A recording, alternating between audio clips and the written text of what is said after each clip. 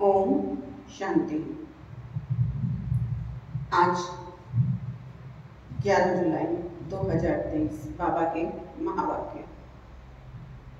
बाबा कहते, स्वयं भगवान तुम बच्चों की तकदीर बनाने आए हैं, तो तुम्हें श्रीमत पर चलना चाहिए, पढ़ाई रोज पढ़नी चाहिए।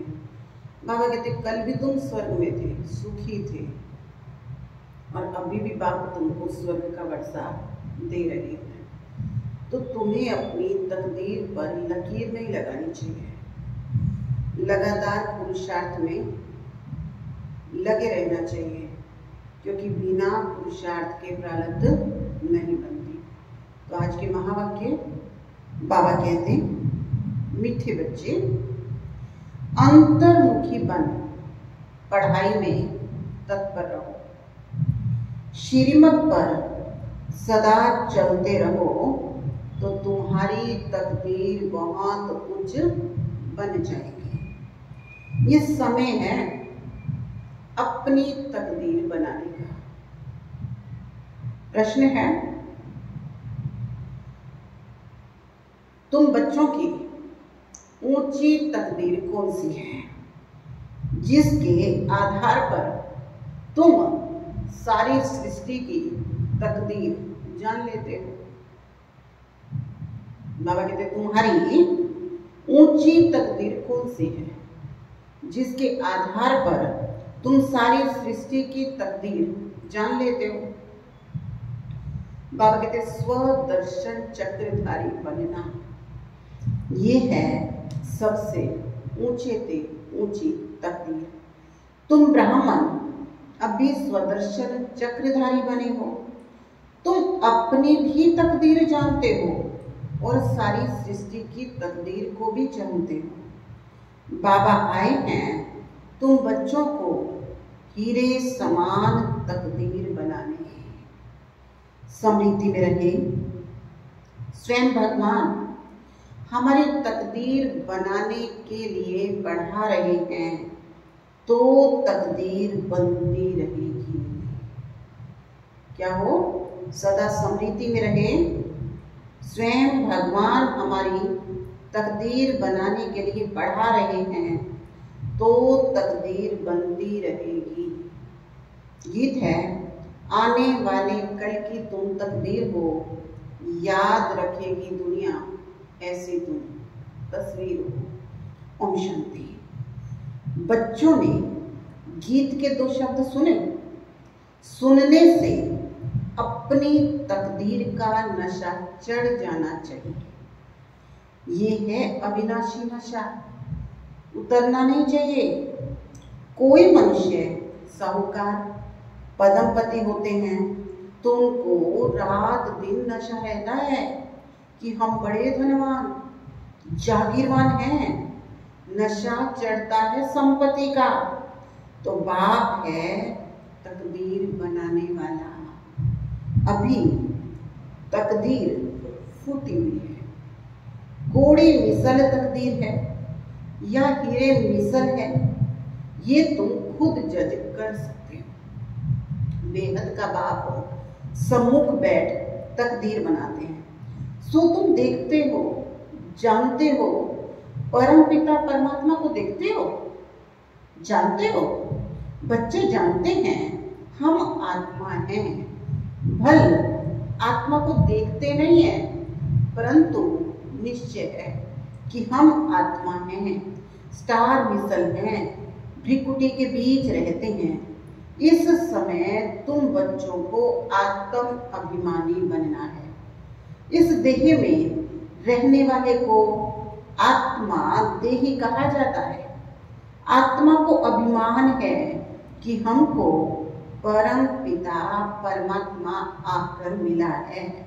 बच्चे बाप के पास जन्म लेते हैं तो बारिश होते हैं, फिर कोई पाई पैसे की तकदीर पा लेते, कोई तो कुछ भी नहीं पाते।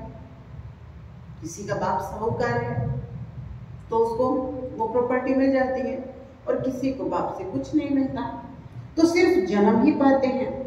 कोई कोई हैं जिनके 5-6 बच्चे हैं, नौकरी कम मिलती है, तो समझते हैं हमारी तकदीर में यही था।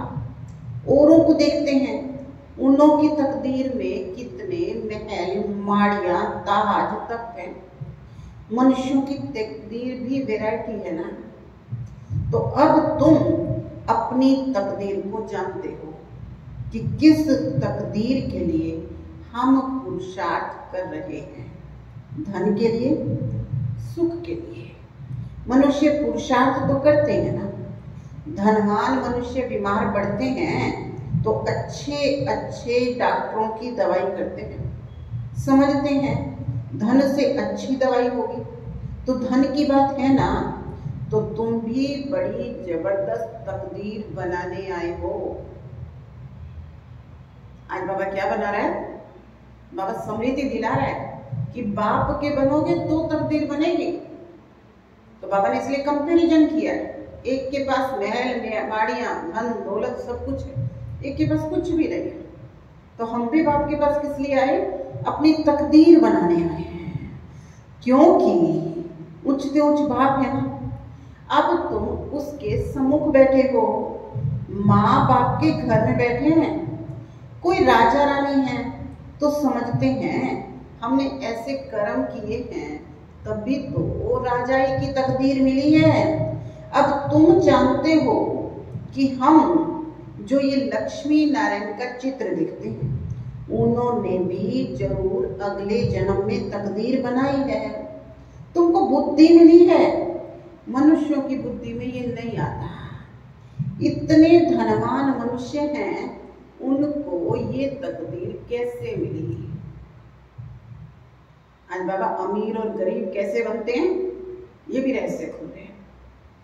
तो बाबा कहते हैं कि इतने धनवान मनुष्य हैं, उनको ये तकदीर कैसे मिली? कहेंगे पास्ट में इन्होंने ऐसे कर्म किए जो इतने धनवान बने। कर्मों का फल तो पाते हैं ना। गाते भी हैं, कर्मों की गति बड़ी न्यारी है। मनुष्य पास्ट के कर्म अनुसार भोगते हैं। अभी तुम बड़े से बड़े लक्ष्मी नारायण के तकदीर की भेंट करते हो। अभी बाबा कहते तुम बच्चे भेंट भी किससे करते हो? कंपैरिजन भी किससे करते हो? लक्ष्मी नारायण के। ये जो सतयुग के मालिक बने, उन्हों की ऐसी कर्म गति बनाई किसने? जो ये विश्व के मालिक बने। तुम सारे चक्र को जान चुके हो। तुम ब्राह्मण अभी स्वदर्शन चक्रधारी बने हुए हो। दूसरे ब्राह्मण तो स्वदर्शन चक्रधारी नहीं होंगे, हैं वो भी ब्राह्मण हो, तुम भी ब्राह्मण, परंतु तुम जानते हो हम हैं सच्चे ब्राह्मण, ब्रह्मा की मुख वंशावली।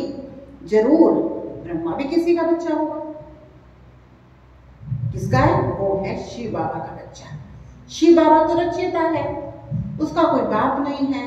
तो अब तुम अपनी तकदीर परम पिता परमात्मा से बनवाते हो। बाप से तकदीर बनती है, काका, चाचा, मामा से नहीं बनती है। हाँ, कोई की बन सकती है अगर वो एडॉप्ट कर ले तो। तुम बच्चों को भी एडॉप्ट किया है ड्रामानुसार, कल पहले माफिक, उनसे ऊंचा कोई है नहीं। प्रजापिता ब्रह्मा के इतने बच्चे ढेर के ढेर, उनको बाप से क्या वर्षा मिलता होगा? तुम समझते हो शिव बाबा है आत्माओं का बाप और ब्रह्मा है जीवात्माओं का बाप। तुम इसमें भाई बहन हो जाते हो। बाप तो तुम बच्चों को कहते हैं, देखा तुम्हारी तकदीर कितनी ऊंची है, हम तुमको पढ़ाकर कितना उच्च तकदीरवान बनाता हूं। बरोबर सतयुग आदि में श्री लक्ष्मी नारायण व इन स्वर्गवासियों की राजधानी थी। कितनी उन्हों की उच्च तकदीर बनाई है। ये तुम बच्चों की बुद्धि में राज है कि शिव बाबा ने ही उन्हों की उच्च तकदीर बनाई थी। वो तकदीर वो 84 जन्म पूरे किए, अब फिर वही तकदीर बना रहे हैं। ये तुम्हारी बुद्धि बुद्धि में ज्ञान है। ज्ञान सागर शिव बाबा के सिवाय कोई समझा ना सके। ऐसा बाप कितना लवली है। बाप भी कहते हैं तुम लवली बच्चे हो। बाप लवली तो लवली हम। तुमको मैं फरमान करता हूं, निरंतर मुझे याद करने का अभ्यास करो तो तुम्हारे भी कर्म विनाश हो जाएंगे। तुम जानते हो शिव बाबा अभी इस ब्रह्मा तन में सम्मुख है। बाप ने समझाया है मैं सदैव निराकार हूं, मेरा नाम शिव है। मैं साकार में आकर पुनर्जन्म नहीं लेता हूं। अभी मैं आया हूं। तुम जानते हो कौन बात कर रहा है? ये सारा हम सुन रहे हैं ना, बाबा हमसे बात कर रहे हैं ना, तो बाबा पूछते हैं तुम जानते हो कि कौन बात कर रहा है? तो तुम्हारी बुद्धि ऊपर में जाती है। वो निराकार परमात्मा ज्ञान का सागर है, वही तकदीर बनाने वाला है। हेविनली गॉड फादर हेवन की स्थापना करेगा ना। तुम जानते हो बाप कैसे ब्रह्मा तन से सम्मुख बात करते हैं। कहते हैं लाडले बच्चे अब ड्रामा पूरा हुआ। आत्मा सुनती है, आत्मा जानती है कि यथार्थ बात है। बाप कहते जितना हो सके मुझे याद करो। सारी सृष्टि चक्र की नॉलेज तुमको ही तो दी है। कोई को अच्छी रीति धारणा होती है, कोई भूल जाते हैं। अभी तुम बैठे हो, तुमको ये ज्ञान अमृत दे रहे हैं अथवा नॉलेज पढ़ा रहे हैं। सम्मुख शिव बाबा बैठा है, वो जन्म मरण में नहीं आता है।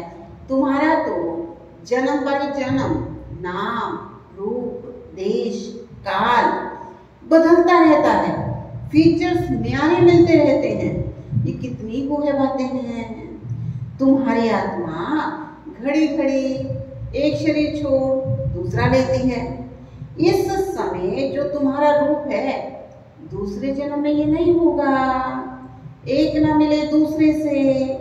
आत्मा एक शरीर छोड़ दूसरा लेती है तो उसकी एक्टिविटी ख्यालात सब बदल जाते हैं। आत्मा को कितना भिन्न भिन्न पार्ट बजाना पड़ता है। भिन्न नाम रूप देश काल एक्टिविटी से पार्ट बजाती है। एक्टिविटी भी बदल जाती है, कभी तो राजा की और कभी रंक की। ऐसे नहीं कि कभी कुत्ता बिल्ली बनेंगे। बाबा कहते नहीं, तुम जानते हो हम भविष्य में प्रिंस प्रिंसेज बनने का पुरुषार्थ कर रहे हैं। मनुष्य से देवता बन रहे हैं। ये मम्मा बाबा भी पुरुषार्थ कर रहे हैं। फिर भविष्य में लक्ष्मी नारायण बनेंगे।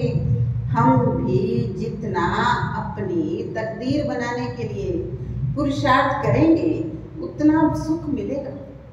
हम जितना क्या करेंगे अपनी तकदीर बनाने के लिए पुरुषार्थ करेंगे उतना ही तो सुख मिलेगा।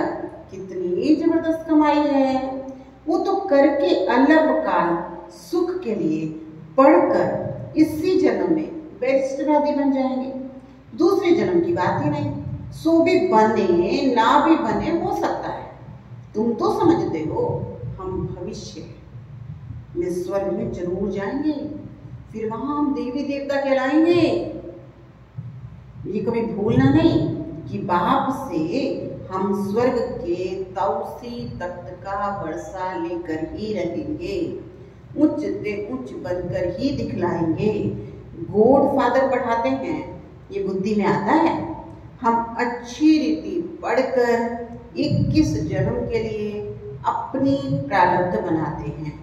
इस समय जितना पुरुषार्थ करेंगे उतना उच्च तकदीर बनाएंगे। वो तकदीर कल्प कल्प कायम रहेगी।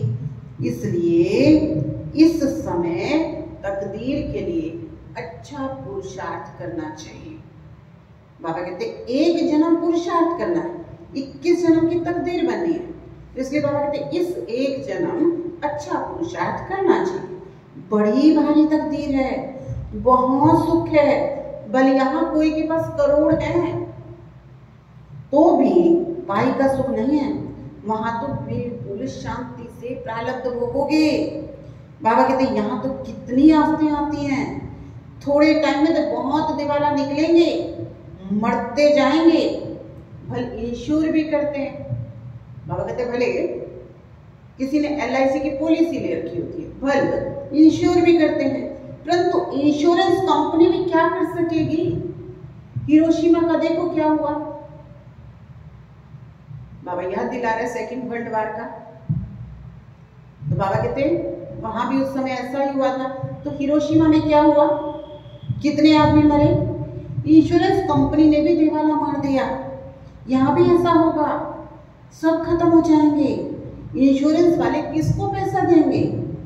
कौन एक दो का दिया जलाएंगे? कोई किसी को आग देने वाला भी नहीं होगा, पानी पिलाने वाला भी नहीं होगा। बाबा कहते कौन एक दो का दिया जलाएंगे? मनुष्यों में अंधविश्वास कितना है, बड़े आदमी का शो करते हैं, ऋषि मुनियों को उनसे भी बड़ा समझते हैं, बल रिलीजन को नहीं मानते, परंतु सन्यासियों को नमन जरूर करते हैं। साधुओं के आगे जाकर दंडवत प्रणाम करेंगे, साधुओं के आगे नहीं करेंगे, क्योंकि समझते हैं मैं उच्च पवित्र हूँ। ये बाप कहते हैं मेरे लाडले बच्चे, हम तो बच्चों को भी नमस्ते करते हैं। अब बाबा देखो कितना अच्छी तरीके से कि दुनिया में अगर कोई बड़ा साहूकार आदमी है तो वो सन्यासियों के आगे झुकेगा, सन्यासी नहीं झुकेंगे, क्योंकि सन्यासी क्या समझते हैं, मैं तो पवित्र हूँ। लेकिन यहाँ भगवान देखो कितना निरंकारी है। बाबा कहते मैं तो बच्चों को खुद नमस्ते करता हूँ। तो बाबा कहते तुम तो हमारे सिर के मोर हो, तुम तो विश्व के मालिक हो, ब्रह्मांड के भी तुम मालिक हो, तुम डबल मालिक हो, मैं सिंगल सिर्फ ब्रह्मांड का मालिक हूँ। ऐसी बातें सिवाय बाप के कोई समझा ना सके, तो ऐसे बाप को कितना याद करना चाहिए जिससे ऐसा वर्षा मिलता है। बाप कहते देखो कितने बच्चे यहाँ से होकर के जाते हैं। अब बाबा याद कर रहे हैं उन बच्चों को, जो बच्चे बाप के घर में आते हैं, बाप को बाप बनाते हैं, वायदा करते हैं, लेकिन फिर घर जा करके भूल जाते हैं। तो बाबा कहते देखो कितने बच्चे यहाँ से होकर के जाते हैं, फिर 6 मास में भी बाप को मुश्किल पत्र लिखते हैं। अरे प्राण देने वाले प्राणों से भी प्यारे बाप को पत्र नहीं लिखते। इस दुनिया के सारे रिश्तों में सबसे ऊंचा रिश्ता है उस भगवान का, लेकिन बाबा कहते प्राणों से भी प्यारे उस प्यारे बाप को पत्र नहीं लिखते। स्त्री पुरुष एक दो को चिट्ठी लिखते हैं तो कहते हैं प्राणेश्वर फलाना। वास्तव में वो कोई प्राणेश्वर नहीं है। प्राणेश्वर तो केवल एक बाप है, सभी प्राणों का ईश्वर एक बाप है। वो कहते हैं प्राणेश्वर बच्चे, अर्थात प्राण बचाने वाले ईश्वर के बच्चे। बच्चे कहते हैं प्राणेश्वर बाबा, हमारे प्राण बचाने वाले बाबा। यहाँ से ही तो नाम निकला है। भारत में ऐसे प्राणेश्वर प्राणेश्वरी लिखते हैं, परंतु है नहीं। प्राणों का दान केवल बाप देते हैं। बाप कहते हैं तुम मेरे बनते हो तो फिर तुमको कोई दुख दे नहीं सकते। आत्मा को दुख मिलता है, आत्मा फील करती है। बाप कितना प्यार से समझाते हैं, याद भी उनको करते हैं, महिमा भी करते हैं। मम्मा को भी कितना याद करते हैं। जो बहुतों की सर्विस करते हैं उनको फिर मर्तबा भी ऊंचा मिलता है। फिर उसके बाद सेकेंड नंबर में जो सर्विस में बाबा को फॉलो करते हैं। तुम्हें बहुत रहमदिल बनना है। जैसे बाबा ने हमको बनाया ना, वैसे हमको औरों को बनाना है। कितनी बड़ी प्रॉपर्टी की प्राप्ति है। देखो क्या करना है, सिर्फ बाबा को अपना बनाना है, उसको रोज याद करना है, उसके महावाक्य सुनना। तो बाबा कहते कितनी बड़ी प्रॉपर्टी की प्राप्ति है, स्वर्ग की राजधानी, वहां इतने साहूकार रहते हैं जो सोने हीरो के महल बनाएंगे, एक माया मच्छर का खेल भी दिखाते हैं। उसने देखा सोने की ईंटें पड़ी हैं, थोड़ी ले जाएं। तुम साक्षात्कार में स्वर्ग के हीरे जवाहरातों के महल देखते हो, सोने की खानियां देखते हो, तो समझते हो थोड़ा ले जाएं। सूक्ष्म वतन में सोना नहीं मिलता, सोना बैकुंठ में होता है। तुम जानते हो वहां खानियों से विमानों में जाकर सोना भरकर ले आएंगे। सोने की बड़ी बड़ी ईंट होती है। अभी भी बड़ों बड़ों के पास सोना तो है ना। भारत को सोना चांदी तो जरूर रखना है। सबके पास बड़ी बड़ी गुफाएं बनी हुई हैं जहां कोई लूट फूट ना हो सके, आग जला ना सके। वो सब भविष्य में तुम्हारे हाथ में आ जाएगा। अभी बाबा कहते हैं जो साहूकार लोग हैं उन्होंने सोना दबा के रखा हुआ है और वो लास्ट में क्या होगा, बाबा कहते हैं तुम्हारे हाथ में आ जाएगा। जिन एरोप्लेन द्वारा बम गिराते हैं विनाश के लिए, वही चीजें तुम्हारे सुख के निमित्त बनेंगी। सत्युग में सब थी, फिर प्रायलोक हो गई, अब फिर बनी है। तुम जानते हो कैसे खानियों से ले जाकर आते हैं। खानियां सब नहीं हो जाती हैं, अभी तो पुरानी हैं। तो ऐसे तकदीर बनाने वाले बाप से पूरी तकदीर लेनी चाहिए ना, इसमें गफलत नहीं करनी चाहिए। बाप और वर्षे को याद करो। बाप कहते हैं केवल एक में मुंह लगाओ, केवल इसमें मुंह लगाओ, एक में मुंह लगाओ। स्वर्ग को याद करो। अच्छा, मीठे मीठे सिक्की लगे बच्चों प्रति माता पिता बाप दादा का याद प्यार और गुड मॉर्निंग। रूहानी बाप की रूहानी बच्चों को नमस्ते। हम रूहानी बच्चों की रूहानी बाप दादा को याद प्यार, गुड मॉर्निंग, नमस्ते, ओम शांति। धारणा के लिए मुख्य सार है, अपनी उच्च तकदीर बनाने में गफलत नहीं करनी। श्रीमत पर अच्छी रीति चल, पढ़ाई के आधार से उच्च तकदीर बनानी है। सेकंड है, प्राणेश्वर बाप की याद में रहे, सबको प्राण दान देना है, सबके प्राण बचाने हैं, किसी को भी दुखी नहीं करना है। आज का वरदान है, मालिकपन की स्थिति में रहे। क्या करना है? मालिकपन की स्थिति में रहे, प्रकृति द्वारा सहयोग की माला पहनने वाली, प्रकृति जीत भव। क्या करना बाबा ने? मालिकपन की स्थिति में रहे, प्रकृति द्वारा सहयोग की माला पहनने वाले, प्रकृति जीत भव। प्रकृति आप मालिकों का अब से आह्वान कर रही है। चारों ओर प्रकृति के तत्व हलचल करेंगे, लेकिन जहां आप प्रकृति के मालिक होंगे वहां प्रकृति दासी बन आपकी सेवा करेगी। सिर्फ आप प्रकृति जीत बन जाओ तो प्रकृति सहयोग की माला पहनाएगी। जहां आप प्रकृति जीत ब्राह्मणों का पांव होगा। नोट करने वाला पॉइंट है, जहां आप प्रकृति जीत ब्राह्मणों का पांव होगा, स्थान होगा, वहां कोई भी नुकसान नहीं होगा। तूफान आएगा, धरती हिलेगी, लेकिन बाहर सूली होगी और यहाँ कांटा होगा। बाहर क्या होगी?